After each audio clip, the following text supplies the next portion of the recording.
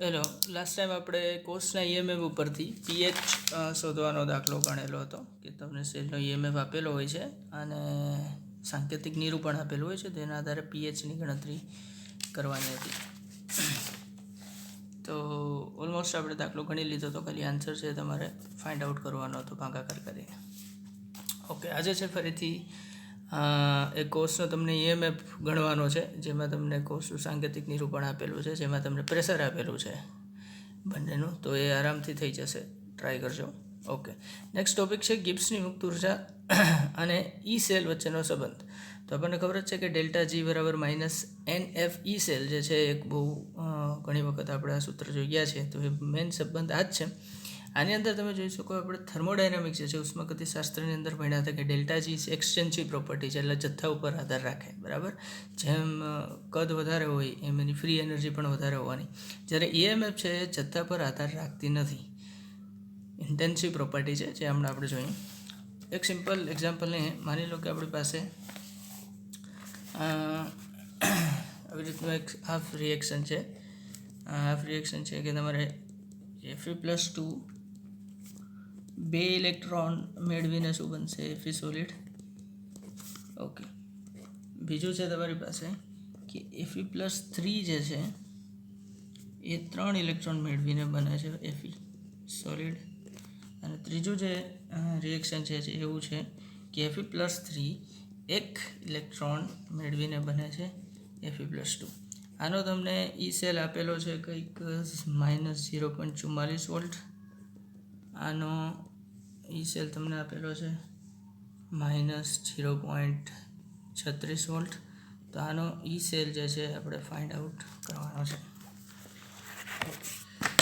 તો last time આપણે જે થર્મોડાયનામિક્સમાં શીખાતા એ રીતે કે આપણે આ સમીકરણ જે છે એ પહેલાં અને બીજાને મેન્યુપ્યુલેટ કરીને ત્રીજું બનાવવાનું છે. તો આપણે કેમ ફ્લિપ કરી દેતા હતા કે એ રીતે, તો આમાં તમે જોઈ શકો છો કે મારે Fe+2 આ બાજુ જોઈએ છે, તો મારે આ એક રિએક્શનને શું કરવું પડશે?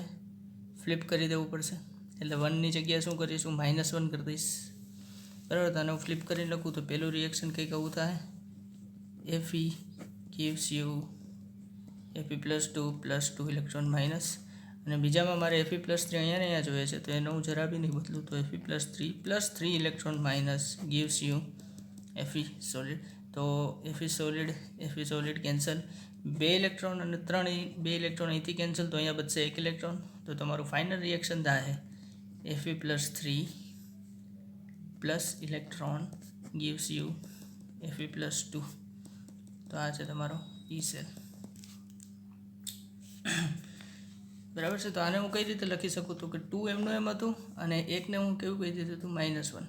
તો 2 - 1 આપણે જ્યારે કરીશું ત્યારે આપણને આવા પ્રકારનું રિએક્શન મળશે. તો આનો મતલબ હું એવું કહી શકું કે 2નો ઈએમએફ કેટલો હતો? તો કે E2 હશે, E2. અને -1નો ઈએમએફ કેટલો હતો?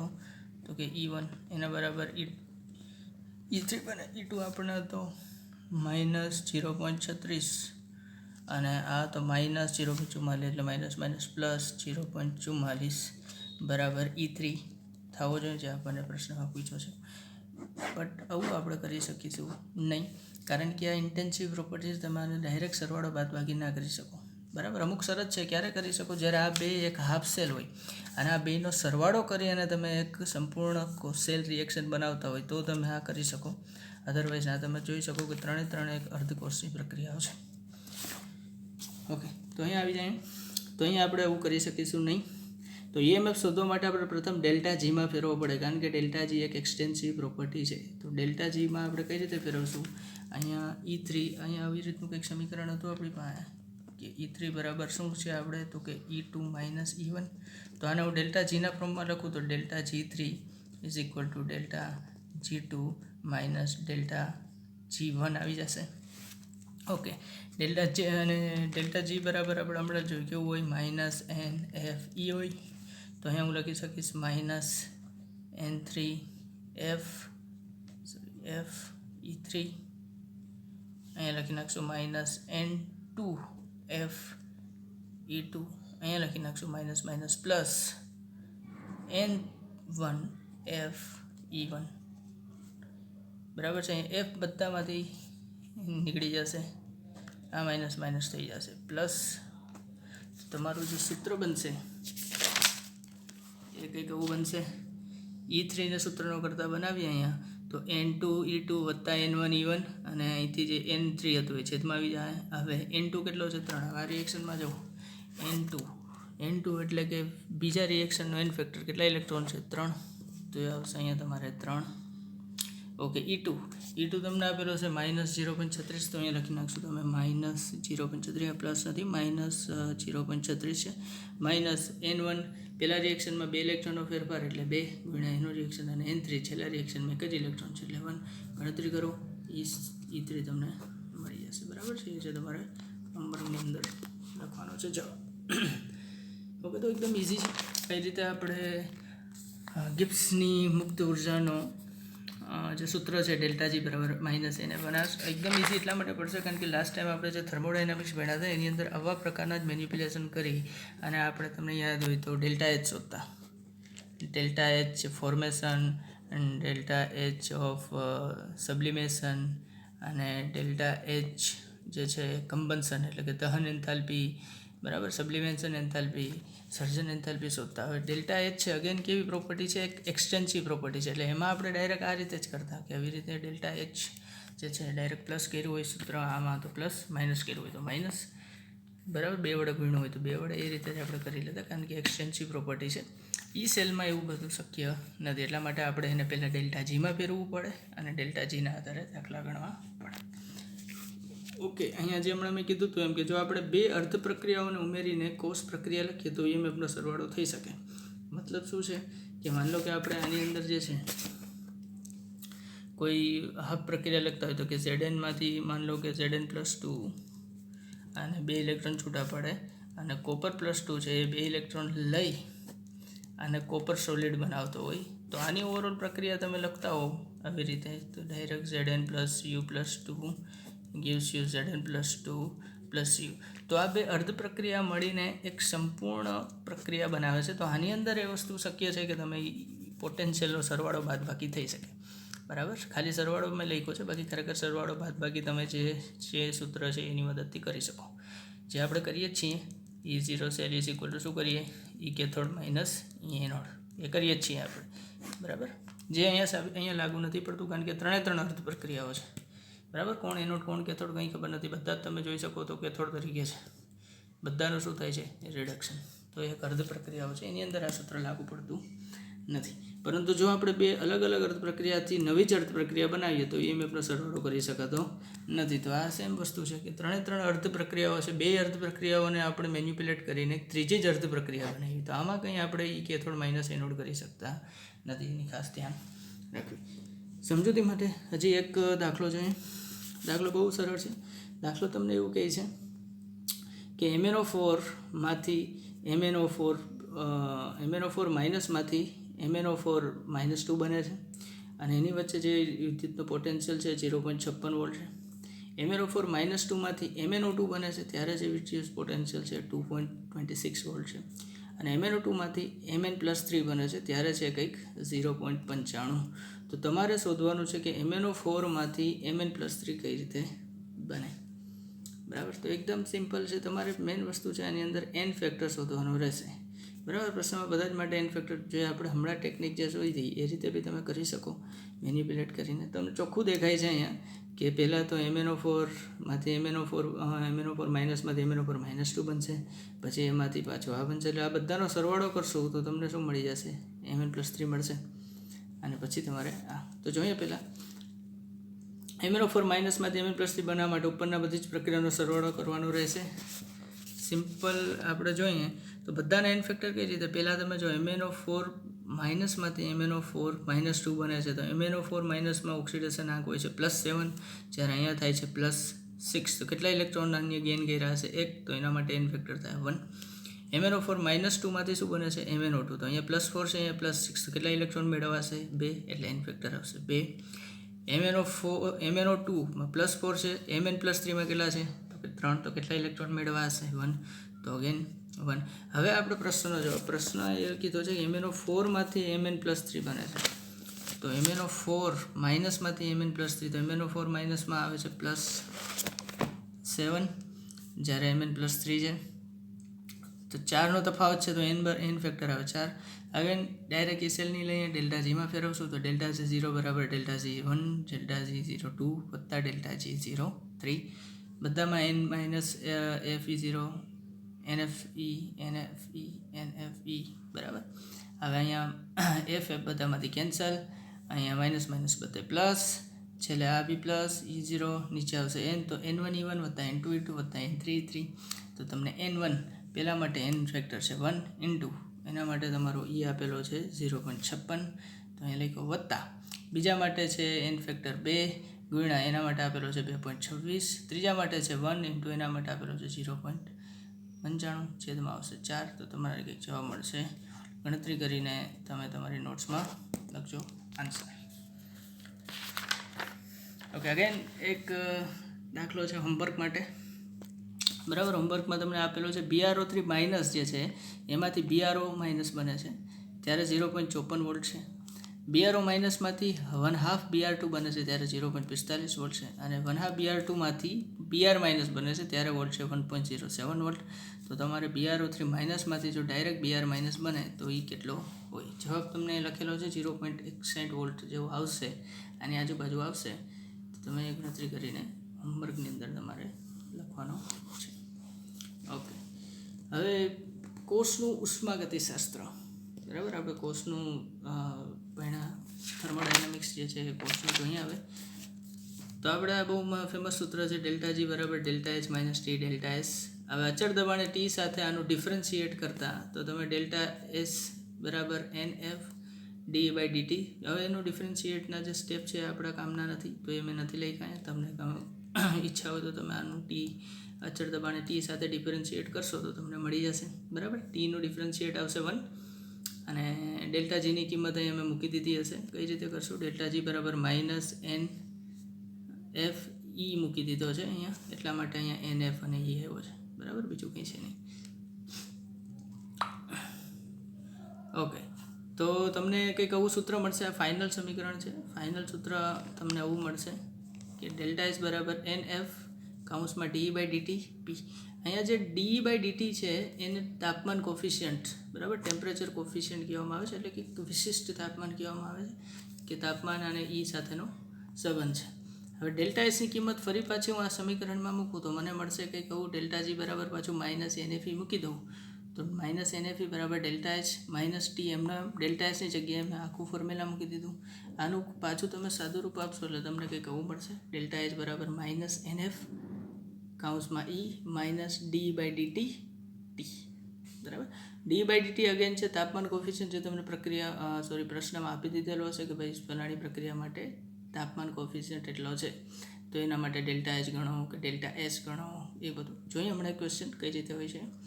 ઓકે, હવે અહીંયા d માઇનસ ડીટીની કિંમત જો ઋણ હોય તો શું થાય? d/dtની કિંમત ઋણ હોય તો અહીંયા નેગેટિવ નેગેટિવ નેગેટિવ પોઝિટિવ, તો ઓવરઓલ રિઝલ્ટ કેવું આવશે? નેગેટિવ. તો ડેલ્ટા H કેવો આવશે? નેગેટિવ. તો પ્રક્રિયા કેવી હોય? ઉષ્માક્ષેપક. અહીંયા છે આ ધન હોય તો અહીંયા ધન હોય તો માઇનસ બહાર નીકળી જાય, માઇનસ માઇનસ પ્લસ. તો ડેલ્ટા H જે કેવું હશે? ઉષ્મા શોષક પ્રક્રિયા બની જાય ડેલ્ટા H ધન આવે તો. અને જો આ 0 હોય તો આખું પદ 0, તો ડેલ્ટા H 0 હોય તો કોષ પ્રક્રિયા કેવી હોય? સંતુલનમાં. તો આ પણ એક વસ્તુ જાણવા જેવી છે કે ટેમ્પરેચર કોફિશિયન્ટ જે છે જો એનું ઋણ હોય તો ઉષ્માક્ષેપક પ્રક્રિયા થાય, ધન હોય તો ઉષ્મા શોષક પ્રક્રિયા, અને 0 હોય તો કોષ પ્રક્રિયા છે એ સંતુલનમાં હશે.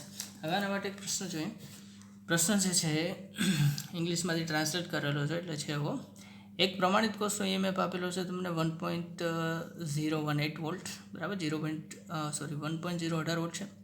તાપમાન કોફિશિયન્ટ જો ટેમ્પરેચર કોફિશિયન્ટ છે કોષનો તમને આપેલો છે -5 × 10⁵ વોલ્ટ પર કેલ્વિન. જો ટેમ્પરેચર કોન્સ્ટન્ટનું તમે યુનિટ ખબર પડી જશે, E નો વોલ્ટ અને T નો કેલ્વિન, તો વોલ્ટ પર કેલ્વિન છે. તો ડેલ્ટા H અને ડેલ્ટા G અને ડેલ્ટા Sની ગણતરી કરો છો. ત્રણે પૂછી લીધું છે, ડેલ્ટા H, ડેલ્ટા G અને ડેલ્ટા S. તથા કોષમાં થતા તાપમાનના ફેરફાર ઉપર પર ટિપ્પણી કરો. જે CD+2 કોષ આપેલો છે તમને, CD+2માંથી 2 ઇલેક્ટ્રોન મેળવી અને CD બને છે. બરાબર, આ રિએક્શનના આધારે આપણે બધું શોધવાનું છે. તો d/dt તમને આપેલું છે. ઈ સેલ આપેલો છે તો ડેલ્ટા જી મળી જાય. ડેલ્ટા જી બરાબર શું હોય minus n F E cell. હવે એફ તમને ખબર જ છે કે 96500 એની કિંમત લેવાની હોય છે બરાબર. તો માઇનસ એન હોય છે 2, એ છે 96500 વોલ્ટ આપેલો છે તો તમને ડેલ્ટા જી મળી જાય. ગણતરી કરીને ડેલ્ટા જી લખી નાખજો અહીંયા બરાબર. ઓકે ડેલ્ટા એસ બરાબર n F T d by dT. N છે 2, 96500. ટેમ્પરેચર કેટલું છે પ્રમાણિત ખબર છે તો ટેમ્પરેચર તમને 25 ડિગ્રી સેન્ટીગ્રેડ આપેલું હશે તો અહીંયા ટેમ્પરેચર લખી નાખજો 25 ડિગ્રી સેન્ટીગ્રેડ ટી બરાબર. અને ડી બાય ડીટી આપેલો છે તો એની ગણતરીથી તમને ડેલ્ટા એસ મળી. કેમ કે તમને ડેલ્ટા એસ ખબર છે, ડેલ્ટા જી ખબર છે તો ડેલ્ટા જી બરાબર delta H minus T delta S માંથી ડેલ્ટા એચ મળી જાય તો ડેલ્ટા એચની ગણતરી બી કરી શકાય. તો એ બી ગણતરી તમારા હોમવર્કમાં કરવાની છે બરાબર. ગણતરીઓ નથી કહેતો કારણ કે વિડીયો લાંબો થઈ જાય તો ગણતરીઓ તમારી ઉપર એટલા માટે જ છોડું છું કે વિડીયો ટૂંકમાં પતે જેમ બને એમ. તો તમને બધું જ ફોર્મેટ કહી દઉં છું કઈ રીતે ક્યાં રકમ મૂકવાની બધી જ વસ્તુ તમને ખબર છે. તમારે ખાલી ગણતરી કરવાની છે. ઓકે નેક્સ્ટ ટોપિક જે છે આપણો ફેરાડેના નિયમો રહી જાય છે હજી એ આપણે લાસ્ટમાં જોશું. એ પહેલાંનો એક બહુ જ મહત્ત્વનો છે ઇલેક્ટ્રોલાઇટિક કન્ડક્ટન્સ એટલે કે વિદ્યુત વિભાજ્ય વાહકતા. ઓકે તો તમે ફિઝિક્સમાં ભણી ગયા હશો કે રેઝિસ્ટન્સ એટલે કે અવરોધને કહેવામાં આવે આર છે અને ભૌતિક વિજ્ઞાન તમને ખબર જ છે કે આર બરાબર રો એલ બાય એ છે બરાબર. તો અહીંયા આપણે વિદ્યુત વિભાજ્યમાં વાહકતા જોઈએ. અહીંયા આપણે ઘનની વાત નથી કરતા. આપણે કેમાં જોવાનું હોય છે કોષની અંદર જે વિદ્યુત વિભાજ્ય ભરેલો હોય એની અંદર અવરોધ કેટલો હોય, એની અંદર વાહકતા કેટલી હોય એ જોવાની છે. તો સર્વપ્રથમ આપણે જોઈએ તો માની લો કે ધાત્વિય વાહકોની અંદર શું હોય તો કે આ માની લો કે વાહક છે તો વાહકની લંબાઈ હોય એલ હોય અને એનો 8 ક્ષેત્રફળ એ હોય તો એનો અવરોધ કેટલો હોય. અવરોધ જે છે ખરેખર આમ તમે લખી શકો કે અવરોધ is directly proportional to length of conductor divide by the area of okay cross section area of your conductor. તો ચલે છે ની નિશાની હટે એટલે આર બરાબર રો એલ બાય એ. તો રો એક અચળાંક છે, અહીંયા એલ છે તમારા કંડક્ટરની લંબાઈ છે, એ છે ને 8 ક્ષેત્રફળ, રો છે અવરોધકતા અથવા તો એને વિશિષ્ટ અવરોધ તરીકે ઓળખવામાં આવે છે. અવરોધનો એકમ છે ઓમ જ્યારે વિશિષ્ટ અવરોધનો એકમ છે ઓમ ઇન્ટુ મીટર બરાબર. બરાબર છે તમને ખબર જ છે કઈ રીતે આવે છે આ વસ્તુ. આનો માની લો કે તમે મીટર લ્યો તો આનો એરિયાનો કેટલો થાય મીટર સ્ક્વેર બરાબર.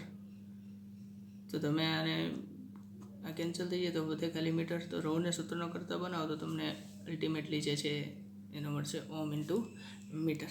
ઓકે હવે આપણે વિદ્યુત વિભાજ્ય ઉપર આવી જાય. તો વિદ્યુત વિભાજ્યમાં શું હોય તો કે એક પાત્ર લીધેલું હોય છે, પાત્રની અંદર 2 વિદ્યુત ધ્રુવો મૂકેલા હોય છે. આની અંદર એલ કેને કહેશું તો કે ભાઈ 2 વિદ્યુત ધ્રુવોનો અહીંયા રો છે વિશિષ્ટ અવરોધ તો કે ભાઈ એ તો એક આંતરિક વસ્તુ છે કોઈ પણની તો એ રો છે એ આમાં આપણે નહીં જોઈ શકીએ. એલ કેને કહેવાય તો કે 2 વિદ્યુત ધ્રુવોનું વચ્ચે અંતર, કારણ કે પ્રવાહ ક્યાંથી ક્યાં સુધી જાય અહીંથી અહીંયા સુધી જ જાય બરાબર. તો 2 વિદ્યુત વચ્ચેનું અંતર એલ થાય. 8 ક્ષેત્રફળ જે વિદ્યુત ધ્રુવનું 8 ક્ષેત્રફળ છે એને જ આપણે એ લેશું. તો અગેન સૂત્ર તો એ જ બનશે આર બરાબર રો ઇન્ટુ એલ ભાઈ બરાબર. આ સૂત્ર છે આઈએમપી છે યાદ રાખવાનું. ઘણા બધા ક્વેશ્ચનો આની અંદરથી થશે. તમને વિશિષ્ટ અવરોધકતા મળી શકે, 2 વિદ્યુત ધ્રુવ વચ્ચેનું અંતર મળી શકે, 8 ક્ષેત્રફળ મળી શકે, અવરોધકતા મળી શકે, અવરોધ મળી શકે. હવે વાત કરીએ વાહકતા. વાહકતાને દર્શાવીશું જીથી. કન્ડક્ટન્સ કહેવામાં આવે છે ઇંગ્લિશમાં. અવરોધના વ્યસ્તને શું કહેવામાં આવે વાહકતા. તો ઓબ્વિયસલી જી બરાબર 1/r થાય. તો આરની કિંમત તો આપણને ખબર છે રો ઇન્ટુ એલ બાય એ. તો અહીંયા 1/રો ઇન્ટુ એ અપોન એલ બરાબર. તો હવે ઓમ છે આરનો તો ઓમનું વ્યસ્ત થાય છે ઓમ ઇનવર્સ અથવા તો એને મો કહેવામાં આવે છે બરાબર છે મો. ઓકે વિશિષ્ટ વાહકતા આની અંદર જે 1/રો છે એને વિશિષ્ટ વાહકતા હોય. વિશિષ્ટ અવરોધના વ્યસ્તને પાછી વિશિષ્ટ વાહકતા કહેવાય. તો 1/રોને કહેવામાં આવે છે વિશિષ્ટ વાહકતા. તો 1/રોને આપણે એક નામ આપી દીધું કે કપ્પા છે એને કહેવામાં આવે છે. ઓકે ઓકે દેન 1/રો is equal to kappa. Okay તો આર બરાબર rho into L by A આપણને ખબર છે હમણાં સૂત્ર થયેલું. તો આમાં હું રોને સૂત્ર બનાવું તો રો ઇઝ ઇક્વલ ટુ શું થાય R into A divide by L બરાબર. તો આ રોની કિંમત હું આ સૂત્ર મૂકું તો શું થાય તો કે બરાબર 1/r into A by L. તો 1/r બહાર નીકળી જાય ઇન્ટુ એ ઉપર જાય તો શું થાય 1/r ઇન્ટુ એલ અપોન એ. 1/r બરાબર તો શું છે તો કે વાહકતા જી, તો કે બરાબર જી થઈ ગયું ઇન્ટુ એલ અપોન એ. તો જીને કહેવામાં આવે વાહકતા અને એલ અપોન એને કહેવામાં આવે છે કોષનો અચળાંક. કોષ અચળાંક. હવે શું કામ કોષ અચળાંક એની અહીંયા જરાક આ ફિગર ઉપરથી આપણે ચર્ચા કરીએ. હવે માની લો કે હું આ કોષ છે આપણો, ઓકે, તો એમાં વિદ્યુત ધ્રુવો જે છે હું સેમ રાખું, પાત્ર બી સેમ રાખું, તો આ જ કોષની અંદર જે બે વિદ્યુત ધ્રુવો વચ્ચેનું લંબાઈ કેટલી હશે તો કે એલ એ સેમ રહેશે, અને 8 છેદનું ક્ષેત્રફળ બી એ છે એ પણ કેવું રહે તો કે અચળ થઈ જાય.